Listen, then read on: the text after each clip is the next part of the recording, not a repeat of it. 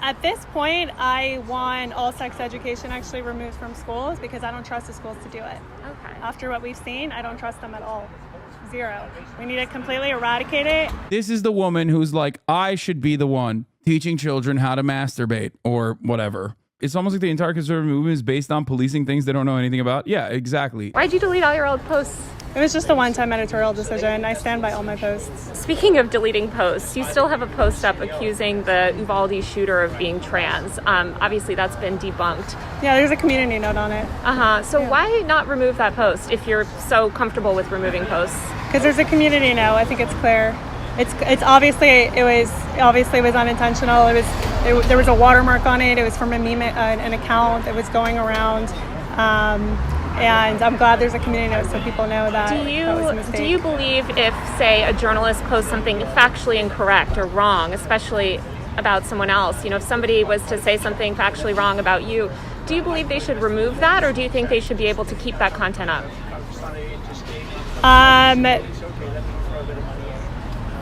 Twitter is free speech. If transgenderism doesn't exist, which it seems like that's what you believe, what happens to all the people living happy lives as trans people?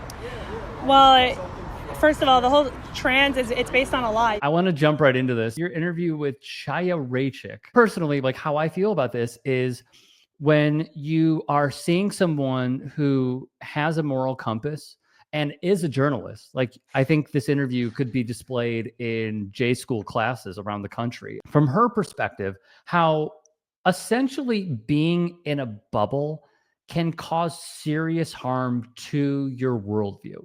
So as you were going about this, as you were preparing and then finally it taking place, how were you feeling about all of this, especially someone who really does not like you at all? I know. Well, I had been chasing her for weeks. So I wrote this big, like 3,000 word feature about the effect that she was having on Oklahoma, on LGBTQ youth in Oklahoma. So I had been working on that story for a really long time, and I needed to get comment from her. So I had all these questions from her, and my editor is like, you need to get comment. You need to get comment. And so I had like DM'd her a bunch and emailed her a bunch, and she wasn't responding. And then finally she like responded randomly, like, I'll give it to you in person or something. I think she thought like I was like, yes, nothing. I would love nothing more than to meet all these people, everyone. Totally. I'm like, let's put me on.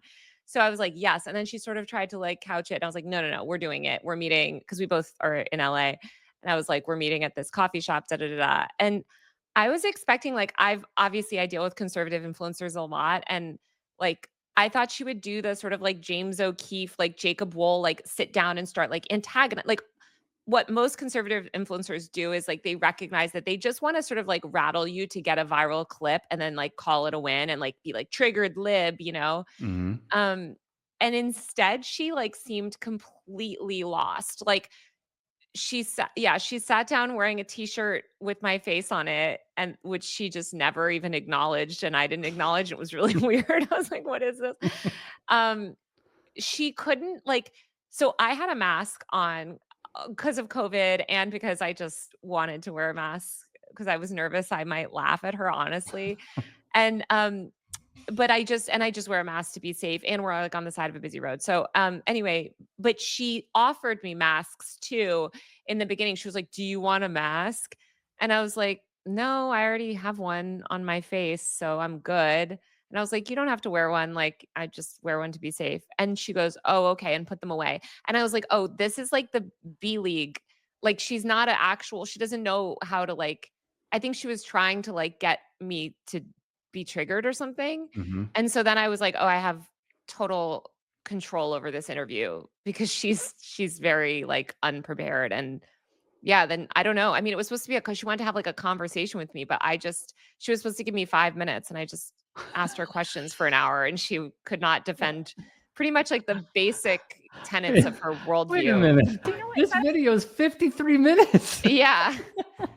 And then finally at the end, I was like, I mean, I guess I got like most of my questions answered. And she's like, yeah, I'll get an Uber home. I was like, all right. And I was like, please let me know. I would do this again anytime. Yeah, seriously. Okay, so why I think this interview was awesome was not only what you just told me about how she wanted 5 minutes and it lasted 53, But also, real quick, I'm going to go back to this. The person, I might as well ask you for confirmation. Who was the person recording? Oh, so this is the most hilarious thing. The most hilarious thing. So I knew that I wanted to record it. So I have like a camera. I don't even know if you can see it. I have like my phone sort of like set up vertical. Like I just wanted to record mostly just to have like the audio and document. And I wanted to put it online just so that she couldn't like clip farm me. Right. She brought a whole social media person, like a videographer guy to follow and to take the video. So that's why I thought when she got there, like, which is by the way, normal for conservatives. Like, this is what they do. They like go up, they have the video person and they start going at you and they want you to react so that they can get the clip. But the video guy was like, I guess she's not performing or whatever. So at the end of the interview, I was like, first of all, that footage that guy has is much better than my footage. Right. So I go, Haya, you need to airdrop me that footage before we leave, which is so funny because any person should be like, no, I got obliterated. No, I'm not going to give you the footage. And she tried to catch. She's like, I don't want to. And I was like, no, you need to give it to me. I didn't even ask. I was like, you need to give it to me. And so then I took her social media person's phone and airdropped it to myself. And I was like, thank you.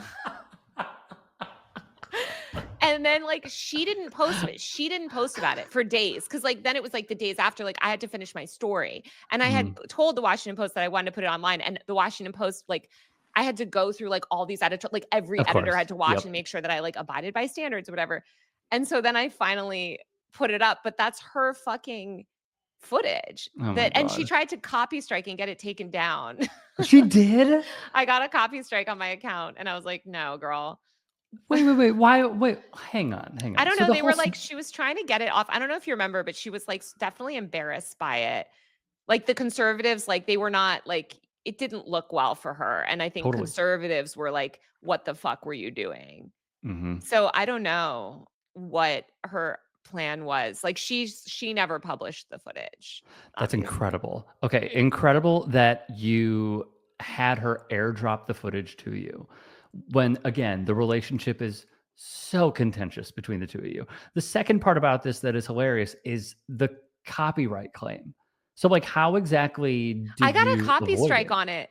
Nothing. I just clicked the appeal button. Do you not get copy strikes? I get copy strikes on like so many videos. On this channel, no. Oh, I get them all the time. I guess like maybe, and so maybe it wasn't like targeted, but I uploaded it and that it was that Saturday. And I don't know, also it could just be like her followers that were trying to get it taken down because they were also reporting it on Twitter. But I don't know. I mean, I don't know. It was weird. It was weird. And again, it's like I had taken my own video footage. It's just that footage that her person shot was much better. Yeah. Because you could see, for instance, when she like pulls porn up on her phone and is like showing it to me. Like anime porn.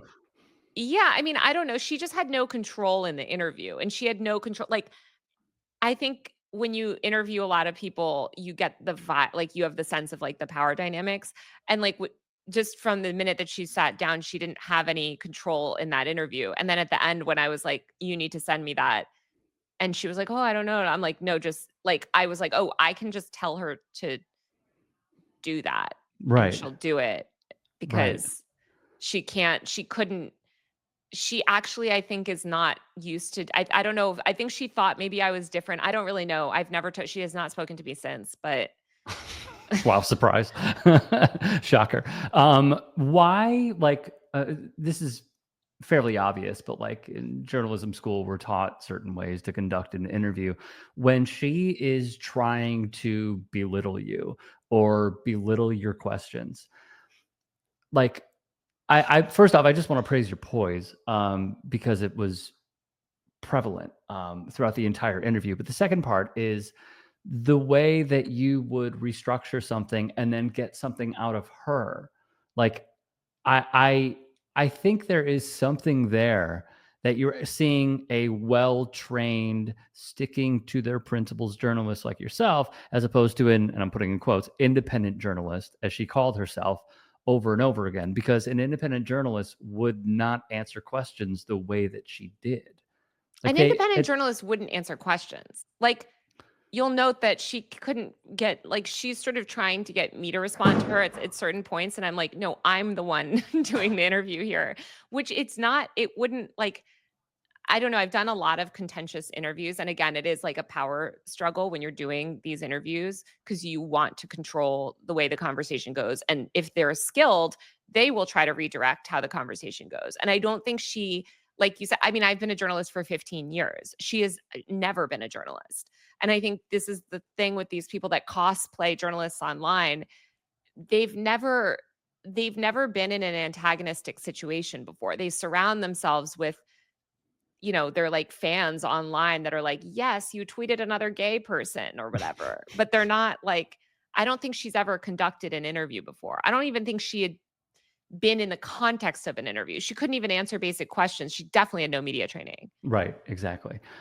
When you saw that photo of her with all the other like Trump style influencers holding up the Epstein files, what was your reaction?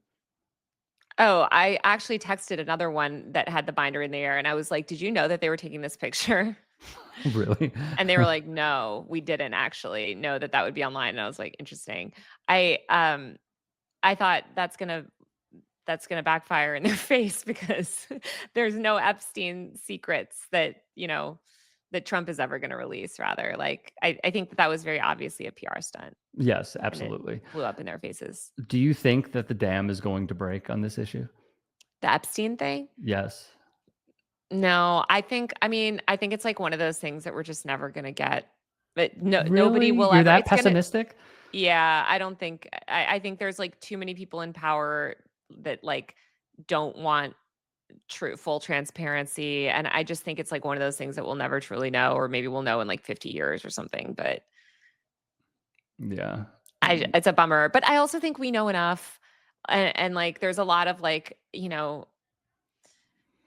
I don't think there's like one silver bullet that you could find in his files or in the security tapes or something that would like, I'm sure there's like more incriminating stuff than we know, but I just don't think it's ever going to be made truly public. But I'm a pessimist about all that stuff. No, I hear you. The school of thought, like, yeah, it'll be released when we're long gone, could potentially have legs, but it's going to take everyone to just pretty much die off.